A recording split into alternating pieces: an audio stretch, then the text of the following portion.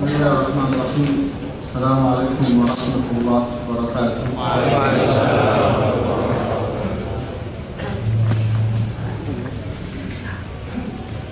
Alhamdulillah, nahmaduhu wa nasta'inuhu wa nastaghfiruh wa na'udzu billahi min shururi anfusina wa min sayyiati a'malina. Man yahdihillahu fala mudilla lahu wa man yudlil fala hadiya lahu. Asyhadu an la ilaha illallah wa asyhadu anna Muhammadan 'abduhu wa rasuluhu la nabiyya ba'dah. Sallallahu alaihi wasallam wa ala alihi wa ashabihi wa man ihtada bi hadihi ila yaumiddin, amma ba'd. Para jemaah rahimani wa rahimakumullah. Pada hari ini kita melanjutkan bahasan kita tafsir juz amma. Insyaallah hari ini kita akan mempelajari bersama-sama tafsir surat Al-Ikhlas, sebuah pembahasan yang tergolong pokok dari ajaran Islam, pilar dari sebuah keimanan dan ibadah kepada Allah Subhanahu wa Ta'ala.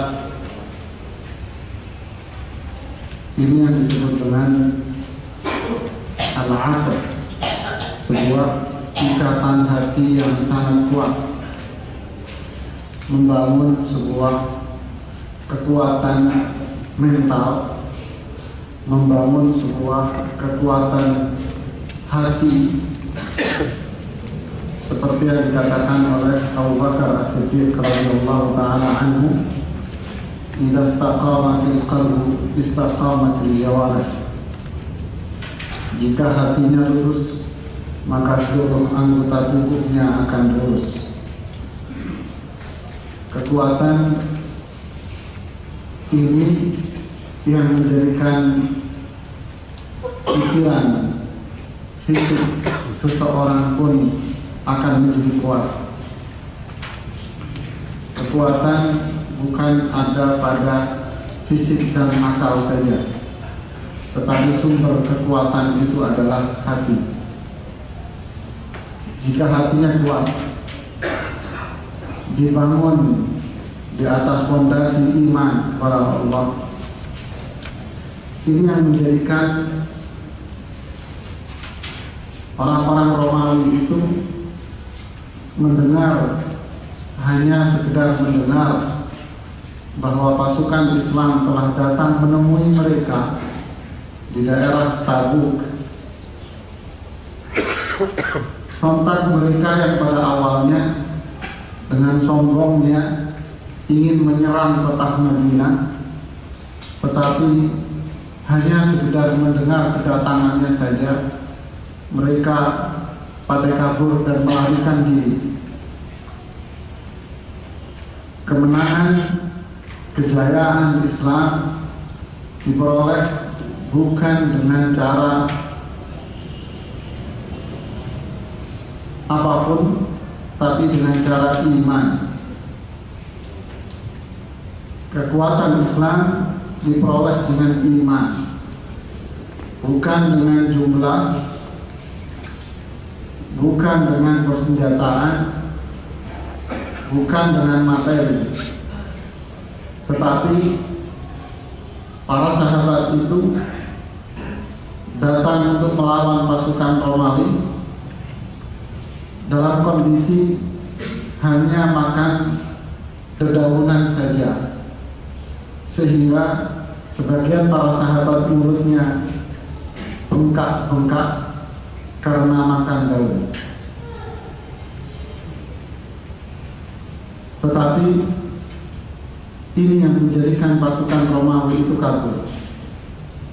Inilah kekuatan hati, Pak. Ini kekuatan mental. Ini yang menjadikan negara-negara dikuasai oleh Islam dengan mudah. Eropa dikuasai dengan mudah, Asia Timur dikuasai dengan mudah, Asia kecil dikuasai dengan mudah, semua itu dengan iman. Sehingga inilah yang kita katakan tadi, pembahasan tentang surat Al-Ikhlas, pembahasan tentang upaya kita untuk membangun kekuatan hati, dan ini yang menumbuhkan kewibawaan dan kemuliaan. Para jemaah sekalian, saya akan membahas surat Al-Ikhlas ini dari 4 pembahasan. Yang pertama, tentang sebab turunnya surat Al-Ikhlas.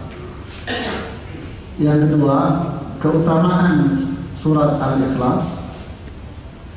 Yang ketiga, kenapa surat ini dinamai dengan surat Al-Ikhlas. Yang keempat, baru pembahasan tafsirnya, kata demi kata yang ada di dalam surat ini, insya Allah kita akan bahas. Yang pertama, sebab turunnya surat Al-Ikhlas. Disebutkan oleh banyak para ulama. Imam Al-Wahidi menyebutkan di dalam kitabnya Asbabun Nuzul. Begitu juga para ulama di dalam kitab-kitab tafsir mereka semuanya menyebutkan. Ibnu Katsir juga menyebutkan dari riwayat Imam Ahmad dalam musnadnya. Begitu juga riwayat Imam Tirmidzi di dalam Sunan Tirmidzi. Yang intinya semua riwayat-riwayat itu menyatakan sebuah pertanyaan dari seorang Yahudi. Kalau dalam riwayat Imam Al-Wahidi disebutkan itu pertanyaan seorang Yahudi. Jadi ada seorang Yahudi datang menemui Rasulullah SAW. Dia mengatakan, wahai Muhammad, tolong sebutkan kepada kita ciri-ciri Tuhan kamu itu apa? Amin zahabin, amin fiddatinhu. Apakah Tuhanmu itu terbuat dari emas atau perak? Berada di mana Tuhanmu itu? Apakah Tuhanmu makan dan minum? Bagaimana bentuk Tuhanmu itu sebetulnya? Kami sudah mengetahui Tuhan kami. Nasrani, kita tahu Tuhannya Nasrani. Majusi, tahu Tuhannya Majusi. Sekarang Tuhan kamu yang mana, wahai Muhammad? Dan kayak apa Tuhan kamu itu bentuknya? Maka Allah menurunkan surat ini yang dimulai dengan kata Qul, katakan wahai Muhammad, huwa, dia, Tuhan yang mereka tanyakan itu adalah Allah. Lalu disebutkanlah sifat-sifat Allah Subhanahu wa Ta'ala. Sebagian riwayat dari Imam Ahmad dan yang lainnya menyebutkan secara singkat bahwa ada seorang Yahudi bertanya, Sif lana rabbak, ya Muhammad, sebutkan kepada kita ciri-ciri atau spesifikasi dari Tuhanmu itu kayak apa, ciri-cirinya. Lalu turunkanlah oleh Allah surat ini. Qul, katakan wahai Muhammad, huwa, dia, Tuhan yang kamu tanyakan itu adalah Allah. Ini sebab turun surat Al-Ikhlas yang disebutkan oleh para ulama. Yang kedua, tentang keutamaan surat ini. Bicara keutamaan surat ini cukup banyak sekali. Imam Ibnu Katsir menyebutkan berlembar-lembar dan keutamaan dari surat ini. Antara hadis-hadis yang sahih, hadis yang hasan, sampai hadis yang palsu disebutkan oleh Imam Ibnu Katsir. Tentu semua itu beliau jelaskan kedudukan-kedudukannya. Kita akan lihat, kita akan bacakan keutamaan-keutamaan dari surat Al-Ikhlas. Surat tergolong surat yang sangat pendek, yang paling pendek surat di Al-Quran, tetapi memiliki kemuliaan yang sangat dahsyat sekali, luar biasa. Yang pertama tentang keutamaan surat ini adalah hadis yang diriwayatkan oleh Imam Bukhari dari Aisyah radhiyallahu taala anha. Beliau Aisyah Ummul Mukminin bercerita kepada kita bahwa Nabi Shallallahu Alaihi Wasallam pernah mengutus sebuah sariyah. Mengutus sariyah. Tahu sariyah? Sariyah itu delegasi militer, pasukan militer, pasukan perang yang dikirim oleh Rasulullah SAW ke satu daerah, tetapi Rasulullah SAW tidak ikut. Rasulullah hanya mengirim pasukan perang saja. Itu namanya sariyah, dan jumlahnya tidak banyak, bisa satu orang, bisa dua, sedikit. Tapi yang diutus itu harimau bergigi tajam dan lapar, Pak. Satu orang mampu menghabisi sekampung. Sahabat yang diutus oleh Rasulullah benar-benar seorang pasukan khusus. Aisyah bercerita, suatu ketika Rasulullah SAW mengutus sebuah sariyah. Sariyah ini, di dalam sariyah itu ada seorang laki-laki, dan dia setiap kali sholat dalam perjalanan perang itu selalu dia yang jadi imam. Laki-laki ini tidak disebutkan namanya oleh Aisyah radhiyallahu taala anha, tidak disebutkan. Setiap kali sholat dia selalu membaca surat Al-Ikhlas. Setiap sholat, setiap rakaat pasti dia membaca surat Al-Ikhlas. Falamma raja'u dzakaru dzalika lin-nabi sallallahu alaihi wasallam. Ketika mereka pulang, para pasukan ini bercerita kepada Nabi sallallahu alaihi wasallam bahwa si komandannya ini kalau sholat selalu baca surat Al-Ikhlas. Rasulullah SAW balik bertanya, "Saluhu li ayyi shay'in yasna?" Kamu yang nanya sana, kenapa dia selalu membaca surat Al-Ikhlas? Jadi jangan nanya saya, nanya dia dulu. Kenapa dia baca surat Al-Ikhlas? Apa alasannya? Lihat. Si laki-laki itu menjawab, "Inni uhibbuha." Saya menyukai surat Al-Ikhlas. Li'annaha sifatur Rahman. Karena di dalam surat Al-Ikhlas itu ada sifat-sifat Ar-Rahman, sifat-sifat Allah Subhanahu wa ta'ala. Wa ana aqra'u biha wa ana uhibbu aqra' biha. Oleh karena itu saya suka membaca surat ini. Lalu Nabi SAW menjawab, "Akhbiruhu anna Allah ta'ala yuhibbu." Kamu kasih tahu dia bahwa Allah telah mencintai dia. Subhanallah. Jadi si laki-laki ini senantiasa membaca surat Al-Ikhlas. Alasannya apa? Karena di dalam surat Al-Ikhlas itu ada sifat-sifat Allah Subhanahu wa ta'ala. Dan saya mencintai sifat-sifat Allah ini. Artinya saya mencintai Allah. Lalu Rasulullah SAW menjawab, beritahu dia bahwa Allah telah mencintai dia. Ada lagi riwayat lain dari Imam Bukhari radhiyallahu taala anhu, dari Anas bin Malik. Anas menceritakan, kana rajulun minal ansar ya ummahum fi masjid Quba. Anas bercerita bahwa di Masjid Quba itu ada seorang imam yang sudah ditunjuk oleh masyarakat sekitarnya. Fakana kullama iftataha suratan yaqra'u biha lahum fi shalah mimma yaqra'u bihi iftataha bih.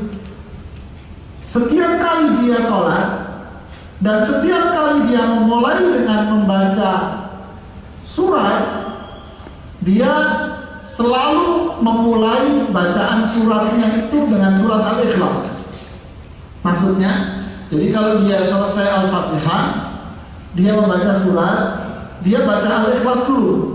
Setelah selesai Al-Ikhlas, baru dia membaca surat yang lain. Jadi surat yang dibaca double. 2 kali. Tapi yang pertama Al-Ikhlas, yang kedua lain-lain. Jadi berarti setiap rakaat, setiap dia sholat jahriyah, Al-Ikhlas pasti dibaca.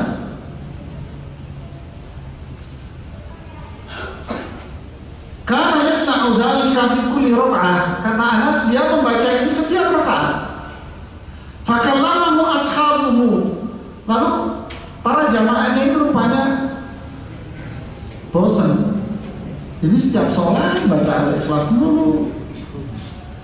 Faqalu innaka taftatih bi hadhihi surah. Kamu ini setiap sholat selalu memulai dengan bacaan Al-Ikhlas. Tsumma la tara annaha tujzi'uka hatta taqra'u bi ukhra. Apakah kamu itu melihat bahwa sholatmu itu tidak sah kalau kamu tidak baca surat ini? Sampai seperti itu jamaahnya ngomong. Apakah kamu itu berpendapat bahwa setiap sholat itu wajib membaca Al-Ikhlas? Kalau nggak baca batal sholatmu. Fa imma an taqra'a biha wa imma an tada'aha wa taqra'a bi ukhra. Kamu ada satu dari 2 pilihan. Nggak usah jadi imam, atau kamu mau jadi imam, nggak usah baca Al-Ikhlas. Di riwayat yang lain disebutkan ada yang menarik. Di Bukhari ini kita sebutkan dulu jawabannya apa? Ma'ana bitarikiha. Saya nggak bakal meninggalkan kebiasaan saya ini. In ahbabtum an a'ummakum bidzalik fa'altu wa in karihtum taraktukum. Wa kanu yarawna annahum min afdalihim wa karihu an ya'ummahum ghayruhu. Kata laki-laki ini, imam ini, saya tidak akan meninggalkan kebiasaan saya ini. Jika kalian suka dengan saya, salat sama saya. Jika kalian tidak suka dengan saya akan tinggalkan kalian dan saya nggak mau jadi imam di sini. Fakanu yarawnahu. Mereka jamaah masjid ini memandang imam ini adalah orang yang paling afdal di kampungnya, sehingga itu hanya gertak sambal. Jadi imamnya ini yang paling afdal di Kuba. Nggak mungkin orang lain jadi imam. Ya, nggak mungkin jadi imam. Akhirnya apa solusinya? Akhirnya mereka tentu mendatangi Rasulullah Sallallahu Alaihi Wasallam.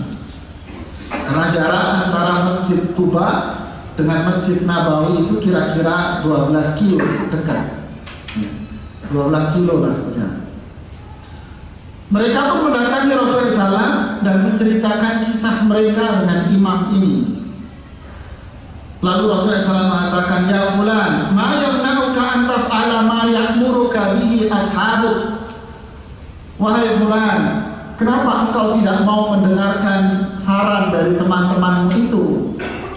Wa ma hamalaka ala luzumi hadhihi surah fi kulli ra'ah. Apa yang mendasari kamu untuk selalu membaca surat ini setiap rakaat salatmu? Apa jawabannya, Pak?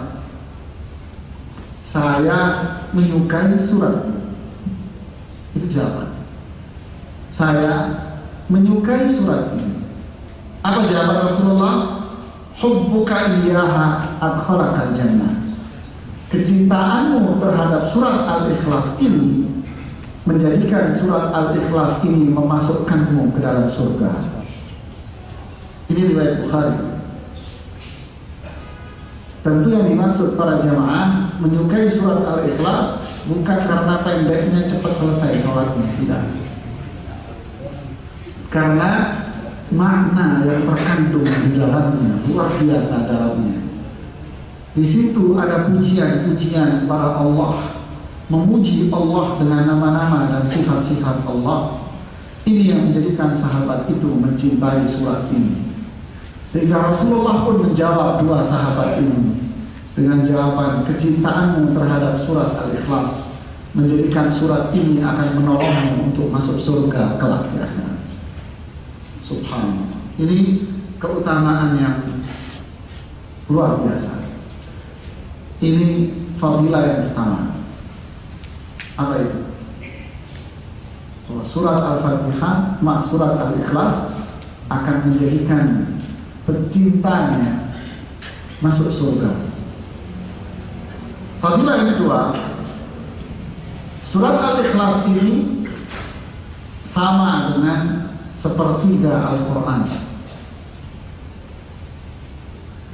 Imam Bukhari menyebutkan hadis dari Abdurrahman bin Abi Sa'sa'ah dari ayahnya, dari Abu Sa'id Al-Khudri, anna rajulan sami'a rajulan yaqra. Ada seseorang yang mendengar orang lain membaca surat Al-Ikhlas ini. Yuraddiduha, diulang-ulangi terus dia membaca Al-Ikhlas ini. Terus diulang-ulangi sama dia. Falamma asbah ja'a ila Nabi sallallahu alaihi wasallam.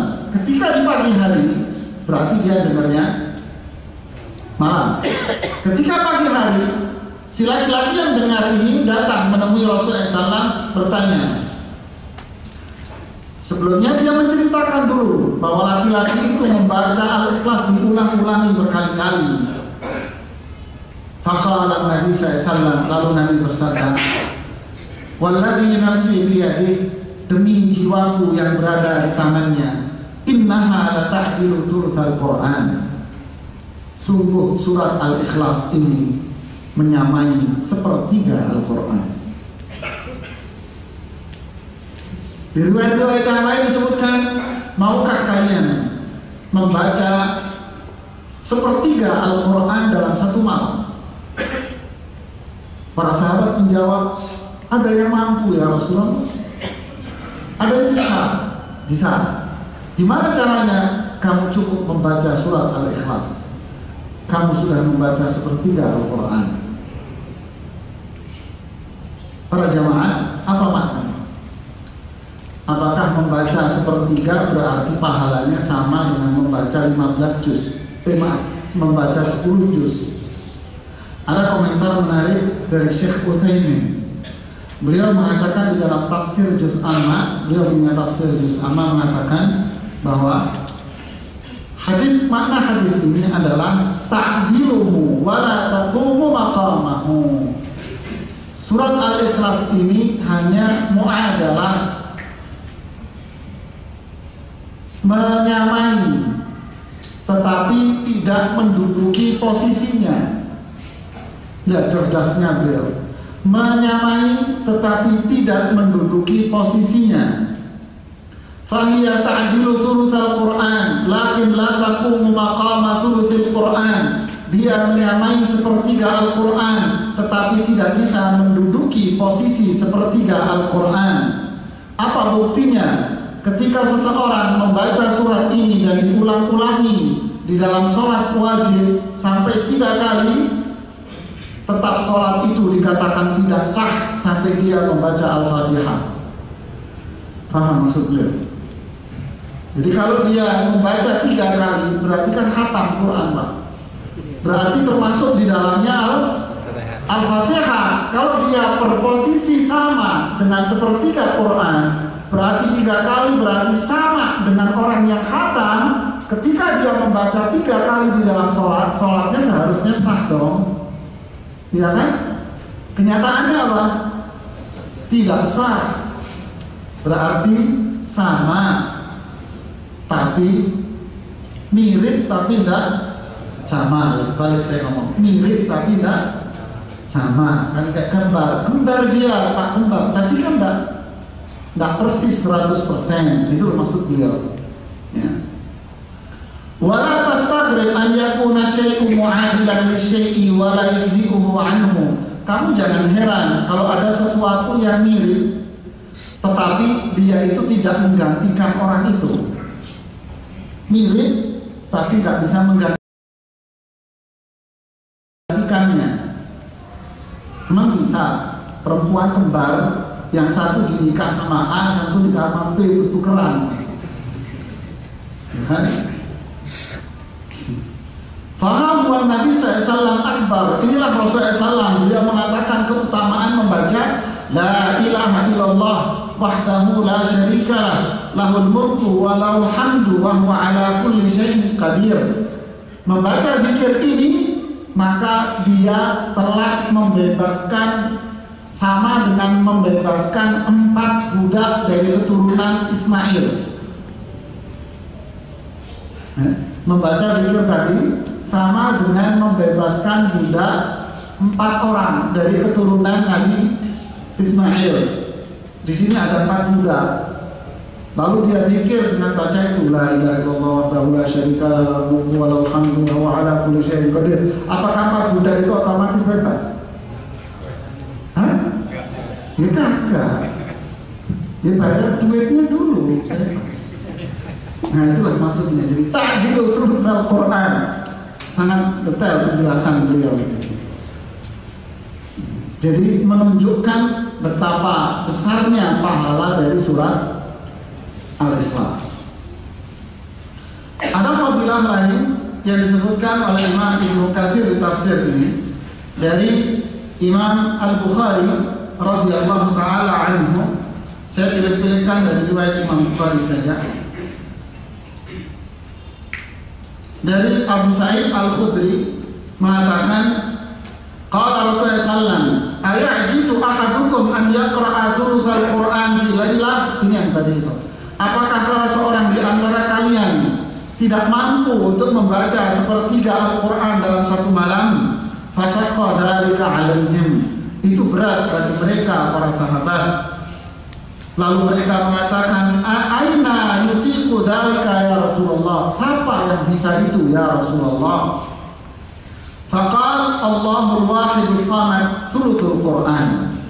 Surat Al-Ikhlas itu sepertiga dari Al-Quran.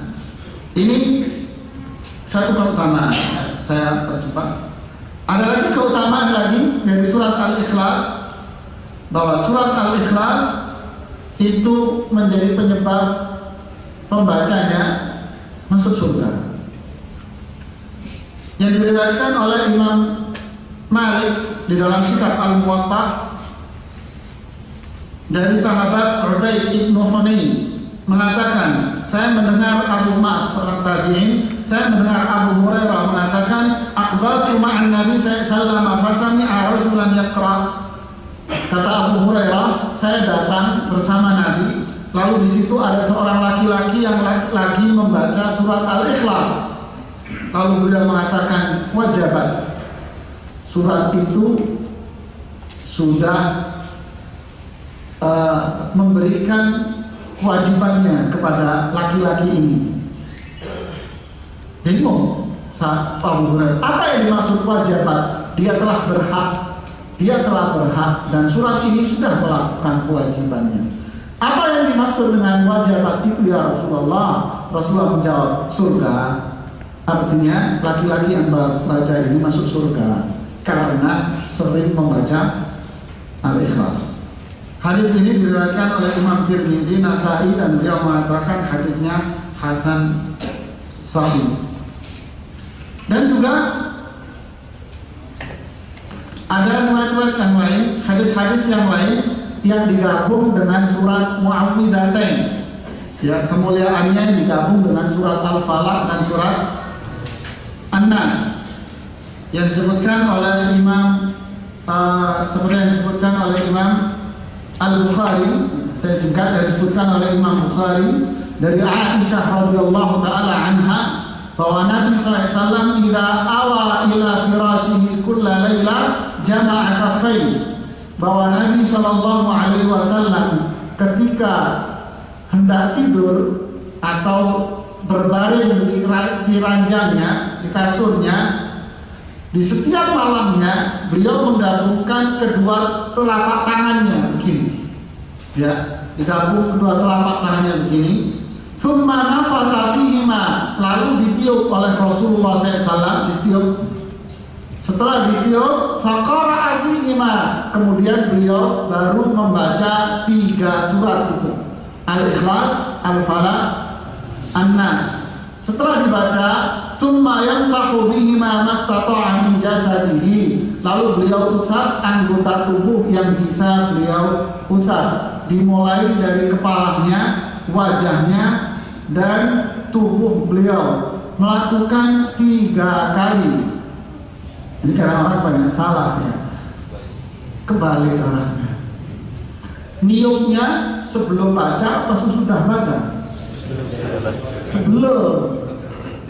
Sebelum banyak orang terus baca terus tiup.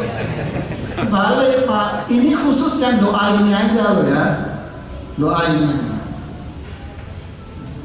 Jadi banyak orang ketukar. Kemudian ada hadis yang lain, riwayat yang lain yang tidak disebutkan oleh Imam Ibnu Katsir dari sahabat Abdullah bin Hubayb yang diriwayatkan oleh Imam Tirmidzi dengan hadis hasan sahih. Dia mengatakan, kharajna fi lailatin mumtirah. Saya keluar di satu malam yang waktu itu hujan. Fatalabtu Nabiyya sallallahu alaihi wasallam liyusalli lana. Saya mencari Rasulullah SAW agar beliau jadi imam di malam itu. Fa'adrakna, kami pun mendapati Rasulullah SAW. Lalu beliau mengatakan, "Qul, ucapkan." Falam aqul syai'a, saya pun tidak ngomong apa-apa. Lalu beliau mengatakan, "Qul, ucapkan." Saya tidak ngomong apa-apa. Lalu aku mengatakan, apa yang harus saya ucapkan ya Rasulullah? Maksudnya Nabi, qul itu baca qul huwallahu ahad, qul a'udzu birabbil falaq, dan qul a'udzu birabbin nas.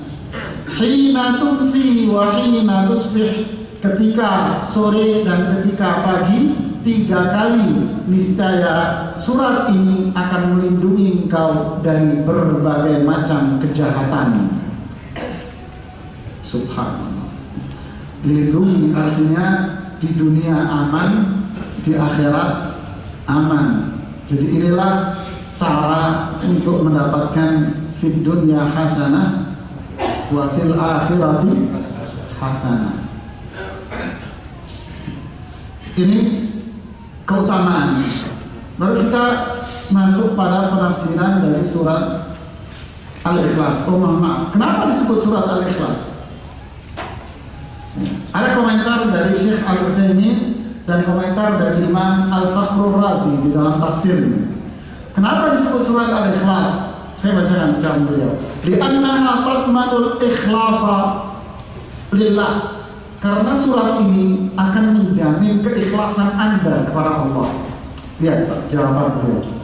Surat ini menjamin orang yang memahaminya dengan baik, menjamin adanya keikhlasan dalam dirinya kepada Allah.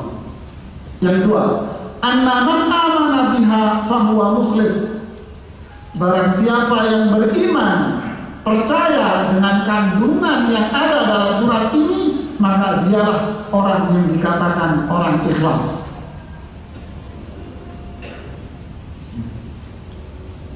Ini komentar beliau. Komentar Imam Fakhrur Razi mengatakan, anna man i'taqada kana mukhlishan fi dinillah. Barang siapa yang meyakini dari kandungan surat Al-Ikhlas ini, maka dialah orang-orang yang benar-benar ikhlas di dalam agama Allah. Wa li'anna man mata 'alaihi kana khalasuhu minan nar. Dan barang siapa yang meninggal, maka surat ini yang menyelamatkan dia, membersihkan dia dari azab neraka jahanam. Mudah-mudahan kita semua termasuk orang-orang yang mencintai surat Al-Ikhlas. Ya. Inti pembahasan kita adalah penafsiran dari surat Al-Ikhlas ini. Bismillahirrahmanirrahim. Qul huwallahu ahad. Qul, katakan. Siapa yang dimaksud katakan ini? Rasulullah sallallahu alaihi wasallam. Ada kaidah di dalam ilmu tafsir, khitabun lil rasul, khitabun li ummati. Panggilan atau redaksi gaya bahasa yang ada di dalam Al-Quran dan itu ditujukan kepada Rasulullah, itu juga berlaku buat seluruh umatnya. Qul, yang disuruh siapa sebetulnya sih? Rasulullah. Apakah berarti bahwa perintah ini berlaku untuk Rasulullah saja? Qul li azwajik, katakan Muhammad kepada istri-istrimu. Apakah berlaku untuk Rasulullah dan istrinya saja? Disinilah orang-orang yang hatinya sakit, Pak. Orang-orang yang hatinya sakit, punya pemikiran-pemikiran setan di dalam dirinya, mengelabui umat Islam dengan mengatakan bahwa banyak redaksi-redaksi di dalam Al-Quran itu ditujukan untuk orang Arab saja. Dan ngomongnya begitu halus, ya kan? Redaksi-redaksi Al-Quran banyak ditujukan untuk mereka orang Arab. Kita orang Indonesia punya budaya, kultur tersendiri, sehingga kita mengartikan Al-Quran sesuai dengan budaya dan kultur kita sendiri. Sebelah itu, Pak. Kalau boleh, kalau nggak boleh ya sudah, jangan dengerin pengajiannya. Ini ngawur ini omongan kayak begini. Jadi ini mengelabui orang Islam bahwa gaya bahasa yang ada di dalam Al-Quran atau perintah yang ada di dalam Al-Quran yang ditujukan kepada Rasulullah SAW itu berlaku pula untuk seluruh umatnya. Katakan wahai Muhammad, berarti pula maknanya katakan wahai Muhammad, dan katakan wahai orang-orang yang beriman. Katakan, apa yang harus saya katakan? Huwa, dia. Nah ini kan kata ganti. Kata ganti ini kembali kepada siapa? Hah? Kembali kepada Tuhan yang ditanyakan itu. Ada kaidah lagi dari ilmu tafsir, sabab ma'rifatu sababin nuzul yu'inuka ala fahmil ayat. Pemahaman kamu tentang sebab turunnya ayat surat itu membantu kamu untuk memahami surat ini. Faham sebab turunnya, nanti kamu faham makna ayat ini kemana. Qul, katakan, huwa, dia, yaitu Tuhan yang kamu tanya itu adalah Allah. Nah, disinilah Pak prinsip tauhid yang kita kenal dengan tauhid rububiyah. Qul, katakan, siapakah Tuhan yang memiliki sifat-sifat rububiyah itu? Tuhan yang memiliki sifat penciptaan, yang memiliki sifat pengaturan, yang memiliki sifat al-mulkiyah, kekuasaan. Siapa? Siapa yang berhak menciptakan? Siapa yang berhak mengatur? Siapa yang berhak menguasai semua alam ini? Qul huwa, katakan dia, Tuhan yang mengatur semua itu adalah Allah. Allah berasal dari kata ilah. Apa artinya ilah? Sesembahan. Lalu muncul kalimat tauhid, la ilaha illallah. Tidak ada sesembahan yang benar kecuali Allah. Sehingga kita gabungkan, katakan Tuhan yang menciptakan kita, yang mengatur urusan kita, yang membuat skenario urusan dunia, yang menguasai dunia adalah Tuhan yang hanya kepadanya manusia beribadah. Tidak ada tujuan dari sebuah ibadah, sekecil apapun ibadah itu, melainkan harus ditujukan kepada Allah yang telah mengatur dan menciptakan kamu. Ini makna pendek dari ayat. Qul huwa Allah. Paham? Berikutnya sifat-sifat. Sifat-sifat. Qul huwa Allah, katakan dia Tuhan yang memiliki sifat rububiyah adalah yang memiliki sifat apa? Uluhiyah.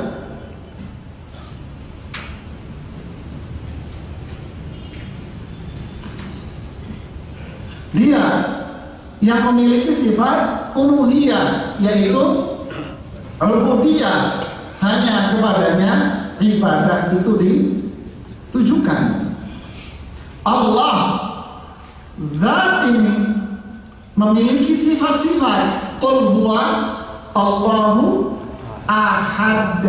Ini sifat dari Allah. Allah memiliki sifat apa? Ahad. Apa makna ahad, Pak? Saya nukilkan, ini pembahasan sangat penting sekali. Saya nukilkan dari penafsiran para ulama terdahulu sampai kontemporer. Ya. Kalau mau dicatat, kalau mau didengarin cermati. Imam Qurtubi mengatakan yang dimaksud dengan ahad adalah al-wahidul witr, zat yang tunggal dan witr, ganjil. Tunggal, cuman satu. Alladzi, satu, tunggal, di mana zat ini la syabih lahu wala nadhir, tidak ada yang menyerupainya, ya. Wala sahibah, tidak ada dan tidak punya istri pendamping hidup. Wala walad, tidak punya keturunan. Wala syarik, tidak punya sekutu. Sehingga kata sifat ahad ini dengan penafsiran Imam Qurtubi ini ditafsirkan, dijelaskan oleh Allah di ayat yang terakhir, yaitu lam yalid wa lam yulad. Lam yalid, tidak punya anak, walam yulad, tidak diperanakkan. Walam yakul lahu kufuwan, tidak punya sekutu. Ini penjabaran dari kata sifat ahad. Paham ya? Berarti ahad itu adalah di bahasa Indonesia disebut esa. Esa itu apa? Saya ulangi. Tidak ada yang menyamainya. Tidak ada sekutu yang menandinginya. Tidak ada pendamping hidup, tidak punya istri, tidak punya keturunan. Ini penjelasan dari Imam Qurtubi. Imam Syanqiti mengomentari ucapan dari Imam Qurtubi ini dengan mengatakan, anna kulla hadhihi al-ma'ani allati dzakaraha al-Qurtubi sahihah fi haqqihi ta'ala. Makna ahad yang disebutkan oleh Imam Qurtubi ini semuanya benar, sesuai dengan hak dan keagungan Allah. Imam Ibnu Katsir mengatakan yang dimaksud dengan ahad itu adalah al-wahid, tunggal, esa.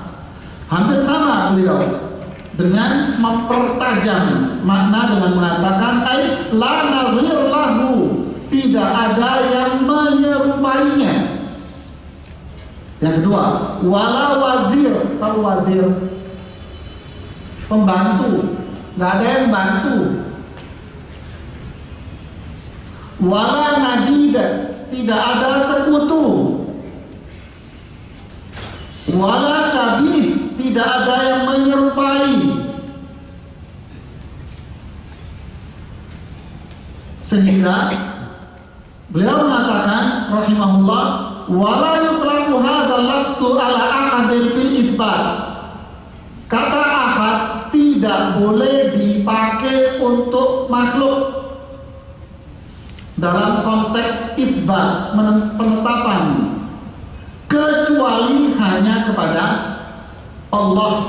Kenapa? Karena sifat ahad ini memberikan makna kamil, kesempurnaan di dalam apa? Di dalam sifat-sifat dan perbuatan Allah. Berarti Allah itu maha sempurna dengan sifat ahad. Sehingga muncul komentar dari Imam Al-Azhari. Beliau mengatakan la yusafu syai'un bil ahadiyah ghairullah. Tidak ada satu makhluk pun yang diberi sifat ahad, tunggal, esa, tidak boleh.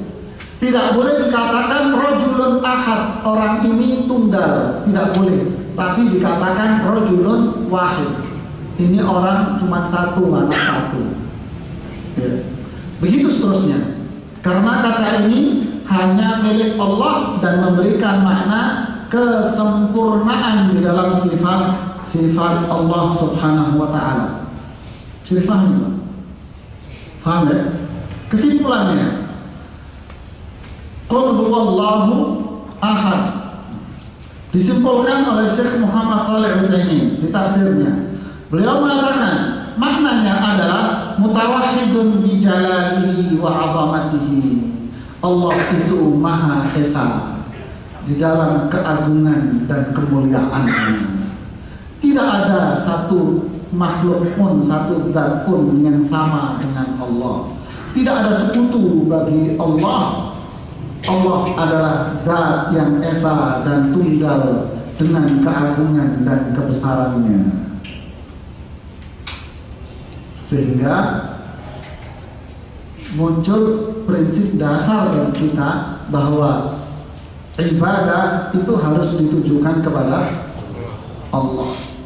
Muncul pemahaman di sini syirik itu dosa yang paling besar. Kenapa? Apa sebabnya? Karena menodai keagungan dan kebesaran Allah, menginjak-injak keagungan dan kebesaran Allah. Kita lanjutkan selanjutnya. Kata demi kata yang ada di surat ini kita akan bahas nanti setelah sholat Isya.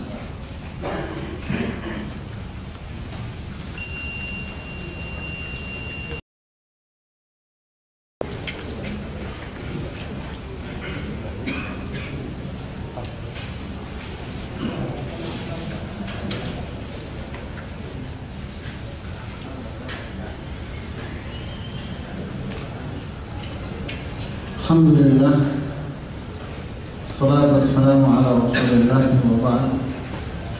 Kita lanjutkan pada ayat yang kedua.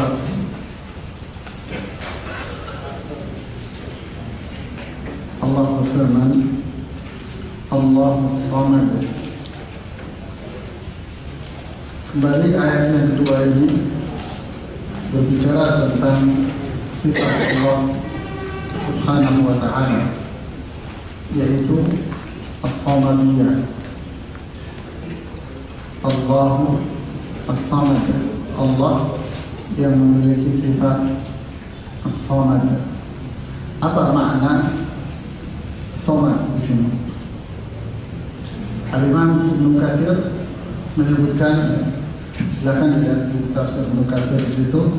Dia mengatakan, beliau mengutip dari Abdullah bin Abbas radhiyallahu ta'ala an, maksud dari As-Samad di sini adalah yakni alladhi yasmudul khalaiqu ilaihi fi hawaijihim wa masailihim.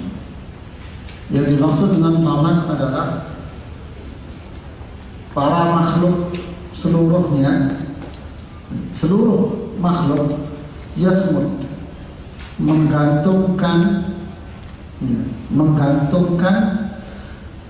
kebutuhan-kebutuhan mereka, permintaan-permintaan mereka hanya kepada Allah semata.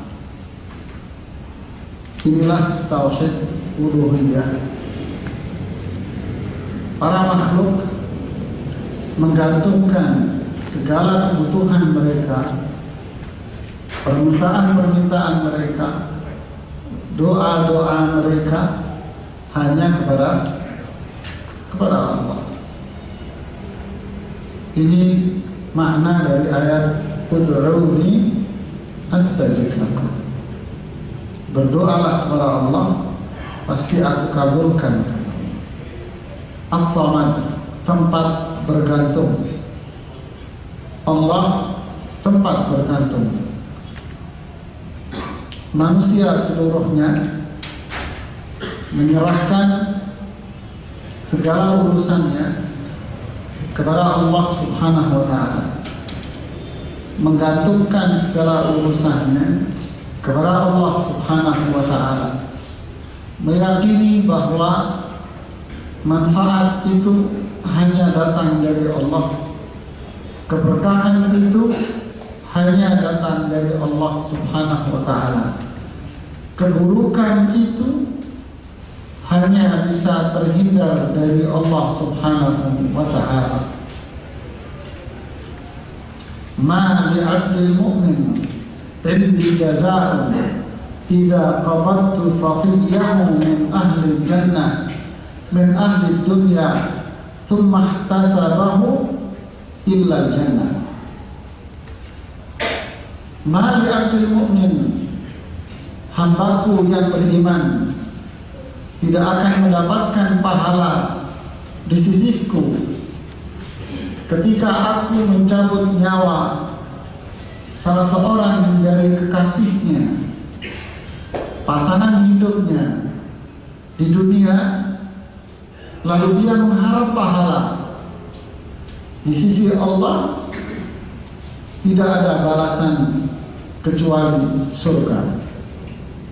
Ini contoh ketika seorang mukmin meyakini prinsip ikhlas ini, bahwa Allah Samad, apa yang ada pada dirinya itu digantungkan hanya kepada Allah, diharapkan kebaikannya hanya kepada Allah. Sebuah contoh, umpama ketika Allah mencabut nyawa salah seorang dari keluarga yang kita sayangi, lalu dia menyerahkan segala urusannya kepada Allah, maka kesedihannya itu diganti oleh Allah dengan surga. Subhanallah. Imam An-Nawawi rahimahullah mengomentari doa mau tidur dengan doa bangun tidur. Apa doa mau tidur? Di antaranya doa yang panjang yang diriwayatkan oleh Bara bin Azib itu, yang dari sahabat Bara bin Azib, apa? Allahumma inni aslamtu nafsi ilaik wa fawwadtu amri ilaik wa alja'tu dhahri ilaik, dan seterusnya. Ya Allah, saya serahkan jiwaku hanya kepadamu, saya serahkan segala urusanku hanya kepadamu, ya Allah. Apa komentar Imam Nawawi? Alangkah indahnya kehidupan seorang muslim, diakhiri aktivitas-aktivitas dia dalam sehari itu dengan doa dan penyerahan kepada Allah Subhanahu wa ta'ala. Lihat, subhanallah, akhir dari aktivitas seorang muslim diserahkan kepada siapa? Diserahkan kepada Allah, digantungkan kepada Allah semua. Baik, pasti ada jaminan kebaikan, pasti ada kebaikan di situ. Makanya ini al-ikhlas. Orang yang beriman menjadikan dia benar-benar orang mukhlis yang terselamatkan dari azab. Allahu Samad. Ada makna lain dari Allahu Samad disebutkan oleh Abdullah bin Abbas, dan ini yang dikomentari oleh Syekh Utsaimin dengan mengatakan ini makna yang paling sempurna terhadap sifat As-Samad.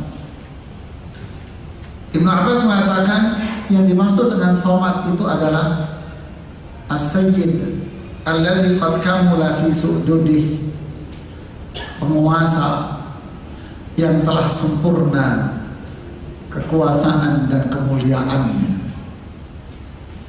Wasyarif, maha mulia.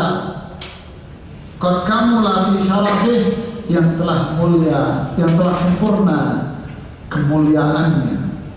Wal azim, yang maha agung.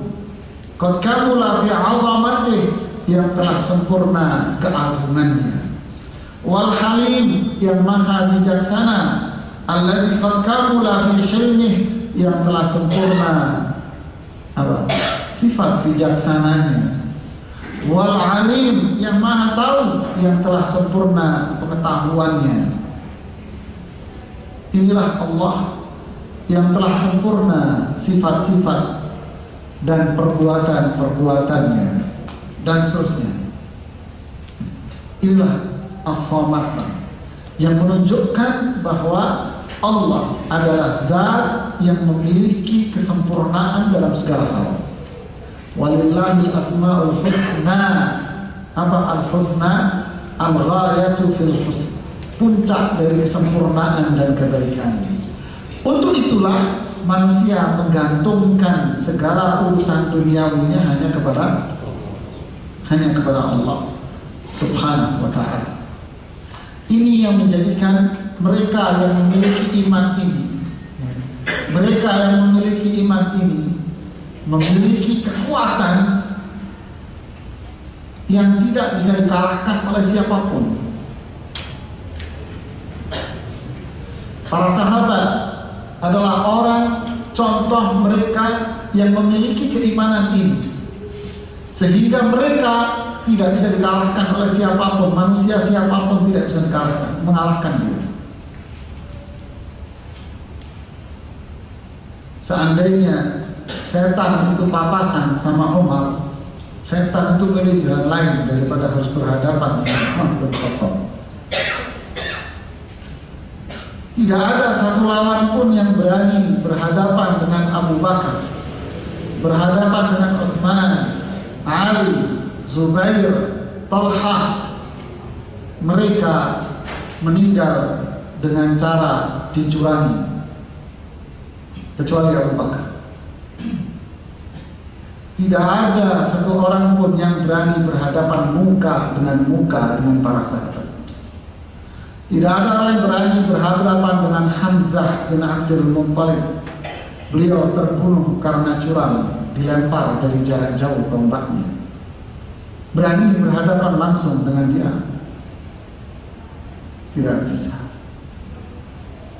Keimanan mereka terhadap ini, terhadap Allah, Allahus Samad. Kekuatan ribuan pasukan Abu Sufyan pada waktu perang Uhud dihalau oleh berapa orang? Ribuan pasukan Abu Sufyan yang ingin menyerang Rasulullah SAW ketika beliau mundur ke salah satu sudut yang ada di Gunung Uhud itu. Beliau mundur salah satu sudut di Gunung Uhud, diserang oleh ribuan pasukan Abu Sufyan. Yang menghalau Rasulullah SAW adalah Talha bin Ubaidillah, Sa'ad bin Abi Waqqas, dan Abu Talha menghalau ribuan pasukan Abu Sufyan. Sampai para ulama, para sahabat mengatakan tidak ada keberanian di hari itu melebihi keberaniannya Talha bin Ubaidillah. Apa yang bisa menjadikan mereka berani? Yakin Allah Samad yang bisa memberikan manfaat, keburukan itu semua datangnya dari Allah. Walau istama'nu ala an yanfa'uka bisyai'in lan yanfa'uka illa bisyai'in qad katabahu Allahu lak. Seandainya seluruh manusia berseteru, bersepakat untuk memberikan manfaat kepadamu, sungguh mereka tidak akan bisa memberikan manfaat secuil pun pada diri kamu, kecuali hal itu sudah ditentukan oleh Allah bahwa kamu bakal dapat. Walau istama'u ala an syai'in lam yadurruka illa bima katabahu Allahu 'alaik. Jika semua manusia berseteru ingin mencelakai dirimu, mereka tidak akan bisa mencelakai dirimu kecuali dengan sesuatu yang sudah ditakdirkan oleh Allah atas dirimu. Allah Samad, mereka menggantungkan hidupnya hanya kepada Allah. Kuat mereka. Tidak punya iman ini, kerupuk kampung, Pak. Itu kita. Kena musibah sedikit, melempem kata orang Surabaya. Lembek, ngeluh, Allah nggak adil. Saya sudah begini doang, nggak dikabul-kabuli. Kerupuk kampung beneran, Pak. Para sahabat, subhanallah. Allah Samad, digantungkan hidupnya hanya kepada Allah. Kepahlawanan mereka tidak bisa diambil sampai sekarang. Yaumul Usra, hari yang sulit, super sulit bagi mereka. Super sulit sudah, gak kebayang di benak kita. Suhu udara yang begitu panas sekali. Tidak ada makanan. Sedangkan pohon-pohon kurma mereka sebentar lagi mau panen. Hari yang ditunggu-tunggu oleh semua orang. Di posisi-posisi sulit seperti ini, tidak ada bahan makanan, susah minuman, panas, mau panen lagi. Rasulullah mengajak mereka jihad.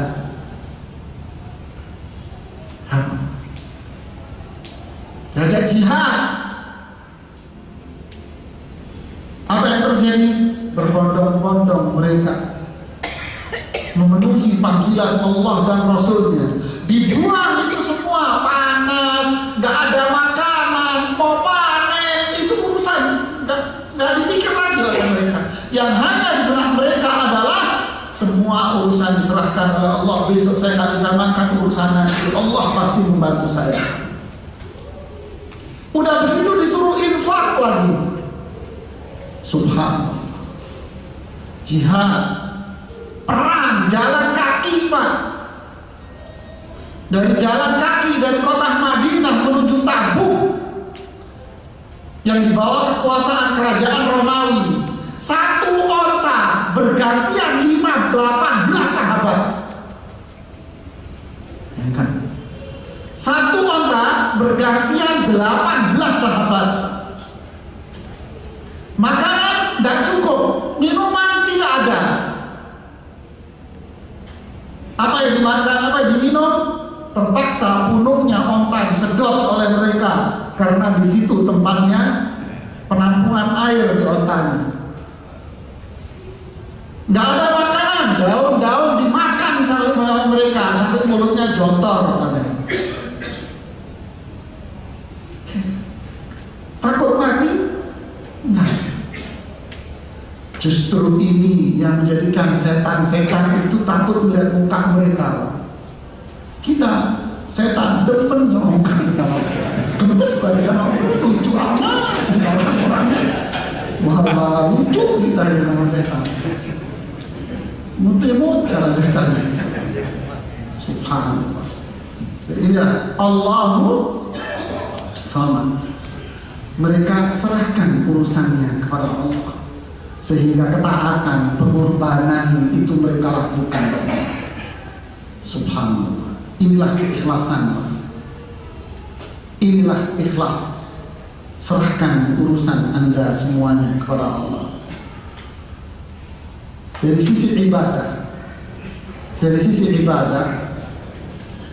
Fudail bin Iyad mengatakan, tarkul amal min ajli nasi syirk, wal amal min ajli nasi riya. Meninggalkan ibadah karena gak enak sama orang itu syirik, Pak.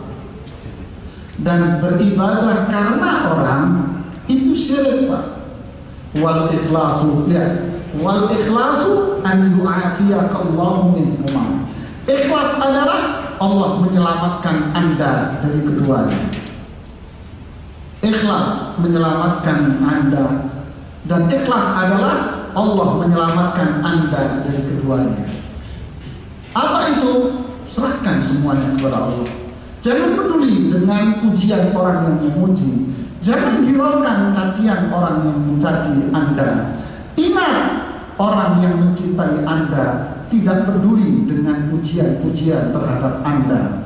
Ingat, orang yang membenci Anda tidak memperdulikan pujian-pujian terhadap diri Anda. Kenapa Anda pusingin orang yang memuji dan orang yang gak suka?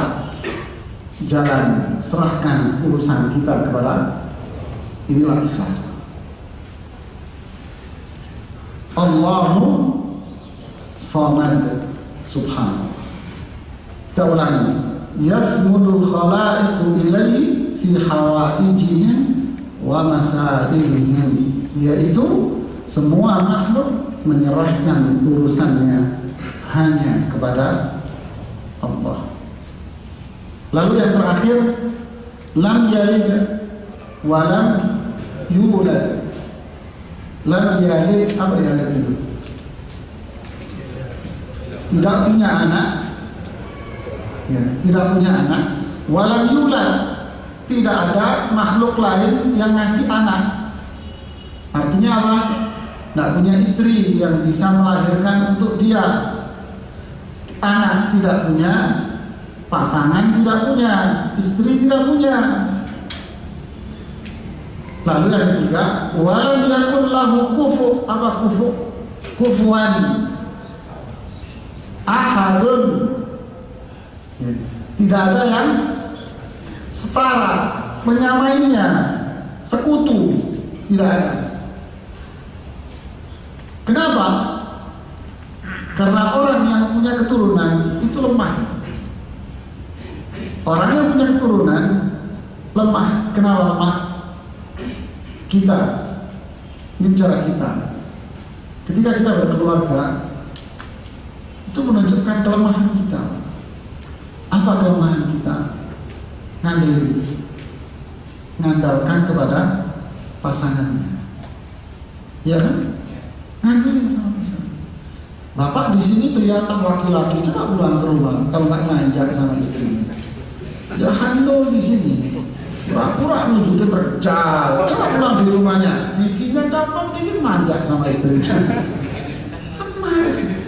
Bikinin teh dong. Biasanya ngambil sendiri air di belakang sana.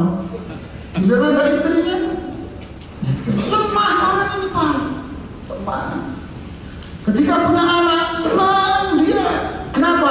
Harapan dia. Nah, lemah dan menggantungkan kepada yang ada di situ. Yang ketiga, mati. Apa iya zat yang memiliki sifat ahadiyah itu seperti ini? Hah? Tidak. Hanya ahad, tunggal dia.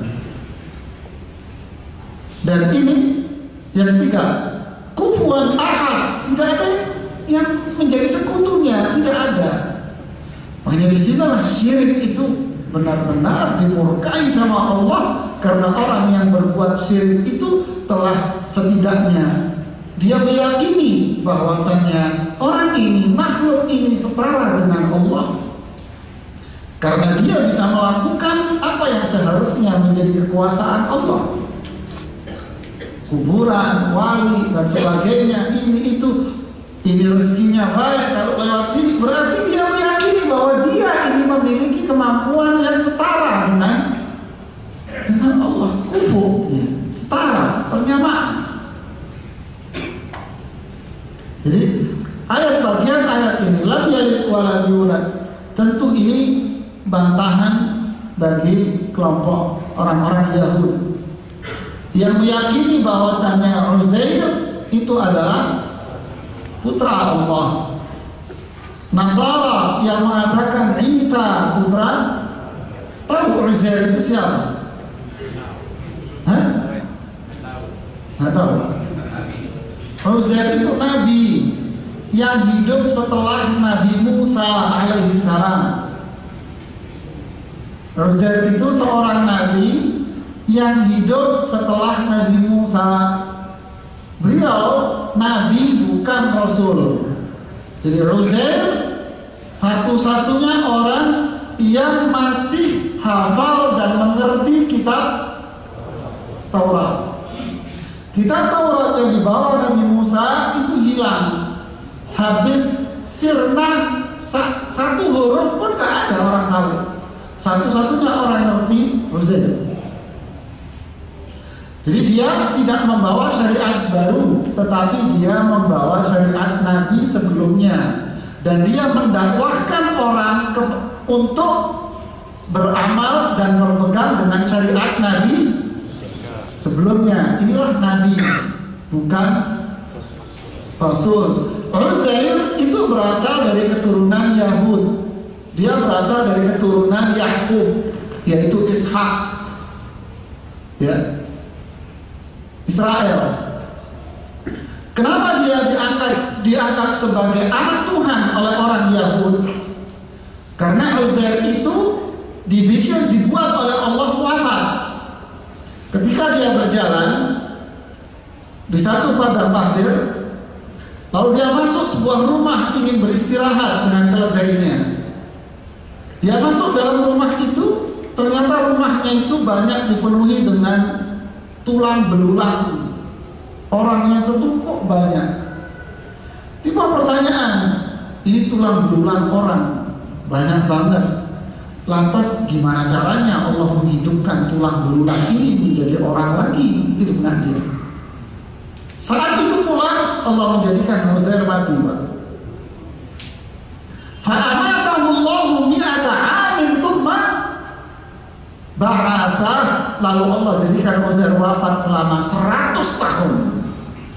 Dan Allah hidupkan setelah genap 100 tahun. Fanqur ila ta'amika wa sarabika. Apa? Lam yatasannah. Lihat ke makananmu, minumanmu yang kamu bawa 100 tahun yang lalu akan kayak apa bentuknya? Di 100 tahun yang lalu. Lihat kepada himarmu, wantur ila himarika. Lihat kepada keledaimu kayak apa? Di 100 tahun yang lalu. Lalu keledainya itu dijadikan oleh Allah hidup, istilah kita dirakit ulang oleh Allah di depan mata Uzair. Dirakit mulai dari tulang, dibentuk sampai hidup seperti keledai 100 tahun semula, dilihat secara langsung oleh matanya Uzair. Sehingga dia pulang mencari siapa? Mencari keluarganya. Mereka cerita yang hidup membantunya, yang sudah berumur tidak karuan umurnya. Ya sempat situ dialog menarik dialognya. Lalu dia percaya akhirnya si pembantu ini, nenek-nenek ini, dia cari anaknya. Ya, anaknya. Lah anaknya lebih tua dari Uzair. Lah Uzair usia berapa? Lah usia di zaman dia waktu sebelum dimatikan itu berapa lah, di bawah 50. Lah anaknya usianya udah 100 tahun lebih anaknya. Akhirnya setelah ditunjukkan kata penduduk Israel waktu itu, jika engkau adalah Uzair, Uzair itu orang yang hafal Taurat. Tidak ada yang tahu Taurat Nabi Musa kecuali Uzair. Coba kamu baca, dibacakan dari awal sampai akhir Taurat dibaca. Di sinilah engkau anak Tuhan. Ya, itu ceritanya begitu. Engkau anak Tuhan. Untuk baca cerita-cerita ini di kisah 25 Nabi dan Rasul punyanya Ibnu Katsir. Kemudian Nasara yang mengatakan Isa siapa? Anak Tuhan. Ya kan? Kalau Isa insya Allah kita tahu semua.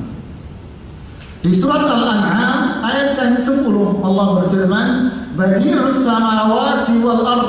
Dialah Allah yang telah menciptakan langit-langit dan bumi. Disebutkan ini surat oleh Imam Ibnu Katsir. Ya. Badi'us samawati wal ard. Dialah Allah yang telah menciptakan langit-langit dan bumi dari tidak ada. Anna yakunu lahu walad. bagaimana ceritanya zat yang telah menciptakan langit dan bumi itu punya anak. Walam takun lahu sahibah, dan tidak pula memiliki istri, pasangan. Wa khalaqa kulla syai', dialah yang menciptakan segala sesuatu. Wa qalu takhadha ar-rahmanu walada, sungguh mereka orang-orang Yahudi dan Nasrani mengatakan bahwa Ar-Rahman itu telah memiliki anak. Laqad ji'tum syai'an idda, sungguh engkau telah mendatangkan sebuah perkara yang sangat mungkar, dan seterusnya. Jadi ini menjelaskan semua ini. Ayat yang ketiga, lam yakul lahu kufuwan, lam yalid wa lam yulad wa lam yakul lahu kufuwan ahad, menjelaskan sifat Allah yang mana? Sifat yang mana? Ahad. Yang dimaksud dengan Allah memiliki sifat ahad adalah lam yalid wa lam yulad. Bisa difahami? Kesimpulannya, ya, saya tutup dengan kesimpulan bahwa surat Al-Ikhlas ini memang menjelaskan prinsip-prinsip dasar tauhid. Dalam hal apa? Rububiyah Allah. Dalam hal uluhiyah Allah Subhanahu wa ta'ala. Dalam hal bahwa Allah memiliki nama-nama dan sifat-sifat yang sempurna. Wallahu ta'ala a'lam bishawab. Barangkali ada yang ingin ditanyakan pada kesempatan kali ini. Silakan.